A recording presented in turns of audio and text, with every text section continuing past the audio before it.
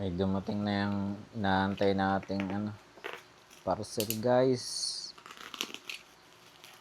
Tagal ko inantay ito. Hirap maghanap ng stock na ito ngayon.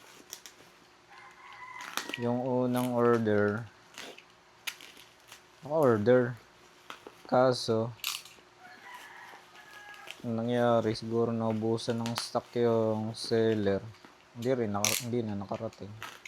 Ngayon lang ulit sila parang naglagay sa orange shop. Sana maayos. JBT, man. Wala pa rin sila yung parang QR. Sheesh, ganito lang pala siya sa box niya. Sabi ng iba, hindi naman siya lapat naman.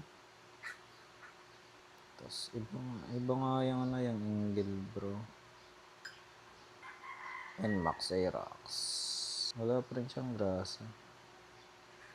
Hindi, may grasa na, bro. Ayan.